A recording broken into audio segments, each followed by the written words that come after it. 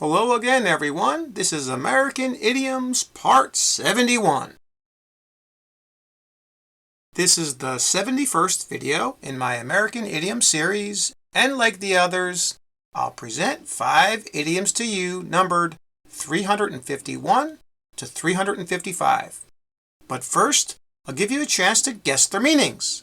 Then, I'll give you the answers along with an additional example for each new idiom. I also recommend that you pause the video at each question to give yourself some extra time to think of the answers. Now, are you ready? Okay, here we go. Number 351. Take to something. And the example is, now that my wife has quit her job, she has recently taken to cooking. Can you guess the meaning?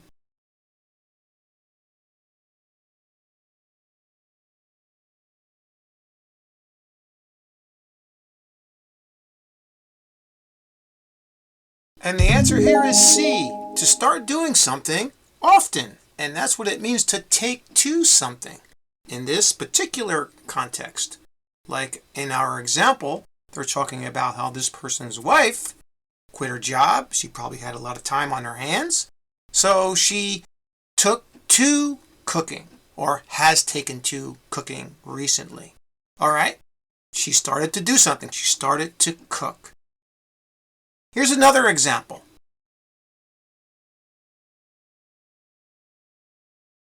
My grandfather took to painting after he retired last month. All right, we have another example of taking to something, right? In this case, this person's grandfather took to painting. He started to paint after he retired. Got it? Okay. And now for number 352, a hotbed.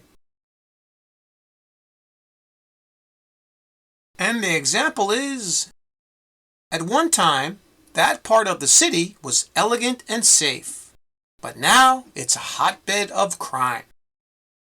Can you guess the meaning?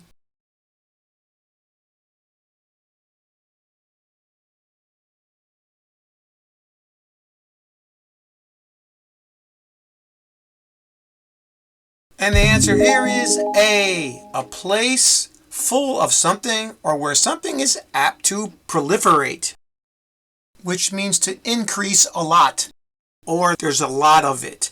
In this case, the example, we're talking about how the city was at one time nice, safe place. It was elegant, but now it's a hotbed of crime, meaning there's a lot of crime there, and it is increasing. Here's another example.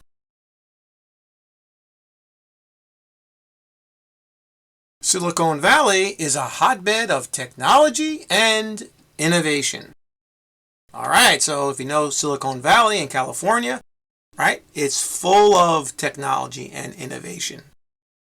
And it's apt to increase or proliferate. Got it? And now for number 353. Ply one's trade. And the example is, I'm very alarmed because recently some drug dealers are plying their trade in the park near my home. Can you guess the meaning?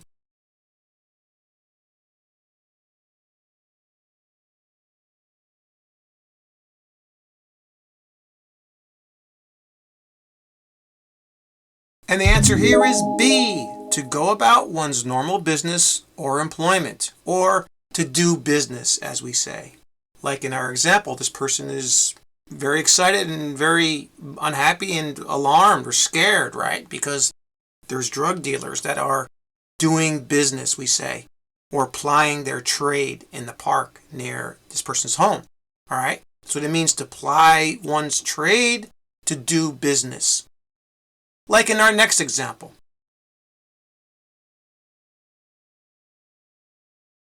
Street vendors ply their trade on this street every weekend during the summer.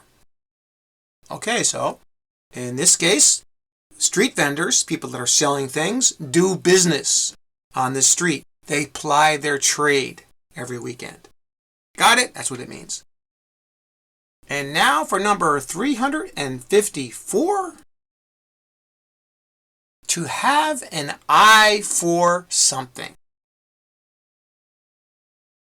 And the example is, my cousin has always had an eye for a bargain, especially when it comes to cars. Can you guess the meaning?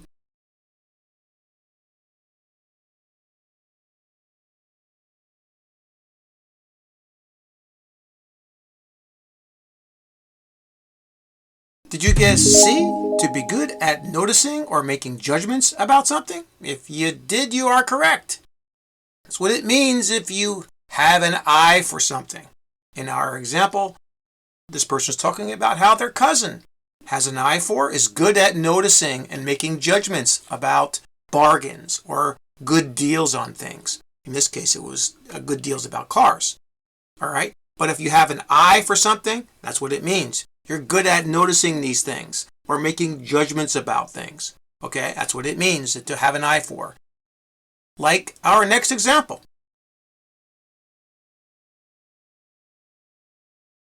My wife has an eye for small details. That's why she's so good at editing my videos. This is actually true because my wife has an eye for these little details. Okay? She's good at this. She has an eye for it, we say. And that's why I have her edit all my videos. Got it? Okay, and now for our final example. Number 355. Strongarm. And the example is, the gang strong-armed many business owners in my neighborhood into paying protection money. Can you guess the meaning?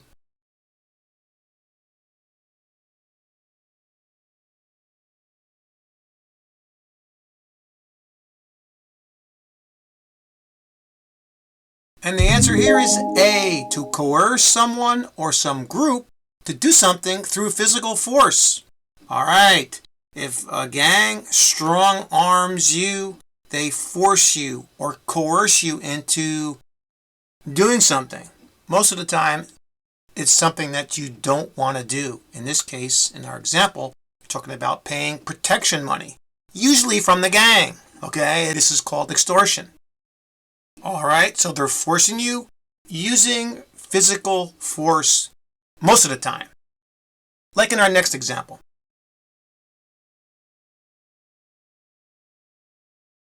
The company hired a security force to strong-arm the protest made by the union members during the strike.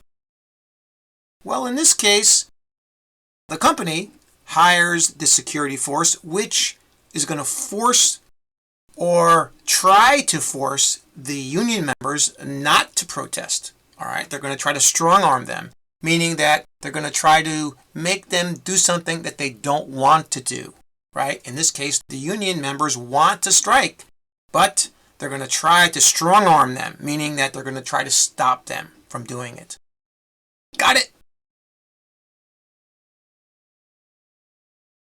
That's all for this video. Thanks again for subscribing, and please like and share the video to support the channel. And remember what I always say, keep practicing! See you next time.